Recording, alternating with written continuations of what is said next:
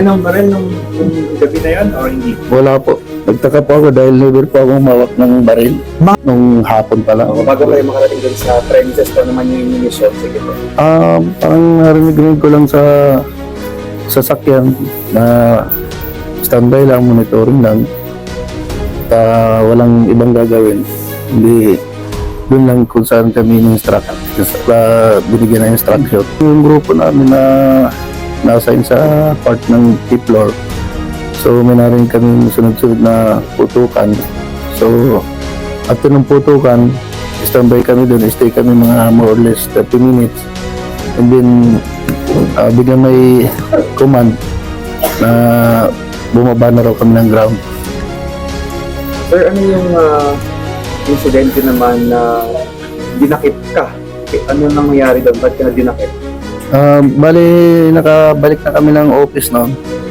And then, nagkaroon ng kunting briefing ng mga ahente. So, more or less 30 minutes, bigla akong tinawag at sinabihan na ako na may naiwang bag, isa sa kasama natin at kailangan na makuha dahil may mga gamot na laman. Kailangan ng may-ari. So, wala akong agam-agam na sinunod yung utos at bumalik ako mag-isa. Dala yung aking personal na motorsiklo doon sa GSIS. Hindi namin natin anong oras kang bumalik ng GSIS building, sir? Mga 9 or 10 p.m. Pagkatapos po, anong nangyari, sir? Pagdating mo sa GSIS?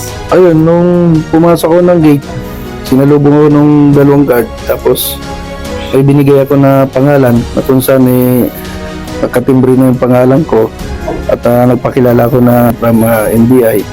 So, binuksan yung gate. Afterwards, may sumalubong sa akin na gwardiya.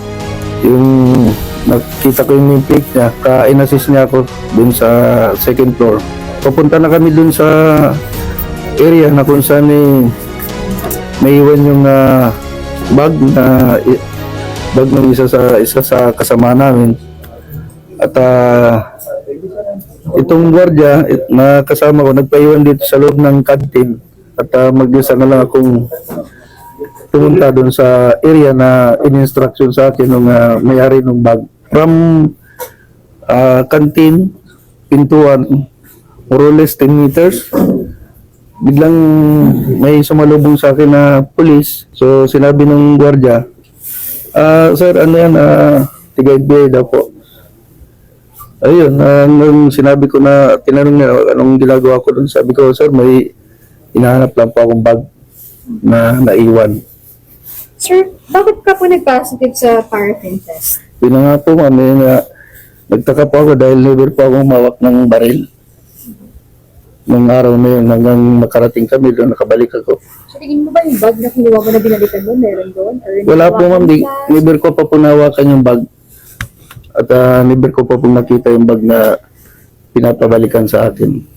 Sir, meron pong report ang mga pulis may mga nirecover sa inyo iba't ibang klase ng mga gamit. Kabilang dito yung bala, tapos iba't mga sling bag. Paano yun? Sa inyo ba na-recover yun? Paano yun? Paano nangyari? Wala po Gulat nga po ako na inuugnay sa akin. Dahil never ko pong nahawakan o nalapitan yung bag. Malinaw. Yung bag na babalikan mo, wala ka pang nakukuha. Wala pa po. Hahanapin mo pa lang dapat. Opo, 100% po. Sir, para ano lang, malinaw lang. Nagpapatok ba kayo ng baril nung gabi na yan or hindi pa? Wala po akong ipatok na kahit anong uri ng baril. Simula nung pumunta kami at hanggang nakabalik po ako. At wala ka rin dala, sir? Wala po. May video po na magpapatunay na wala po akong dalang baril.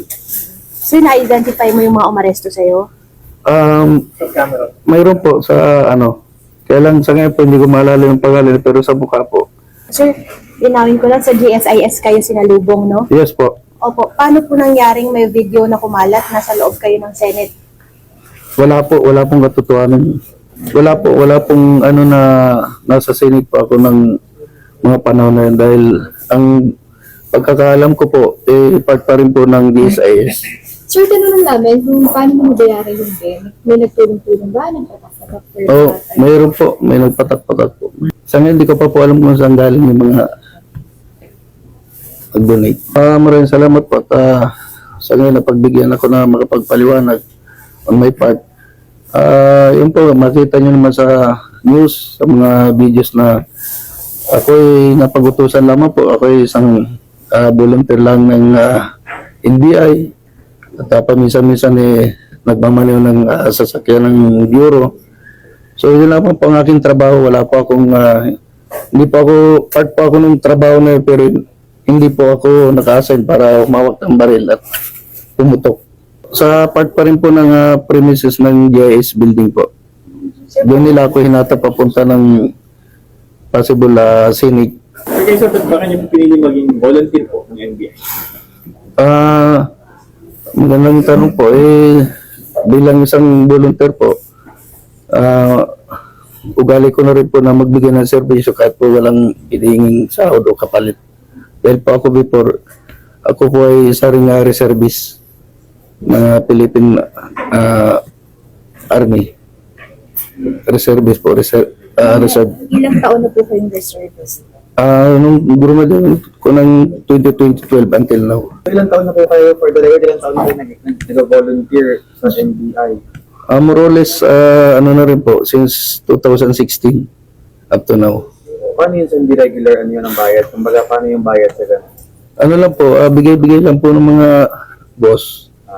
Kumbaga, kaya naman, naubuhay naman kahit paano yun. May work naman po yung aking may bahay, aking asawa. Ano yung effect nito sa family yung nangyari? Ano, parang siyempre, ang ingay, ang daming kamusta yung family, kamusta kayo ngayon? Yung wife ko, I'm sure iyak ng iyak, lalo sa gabi.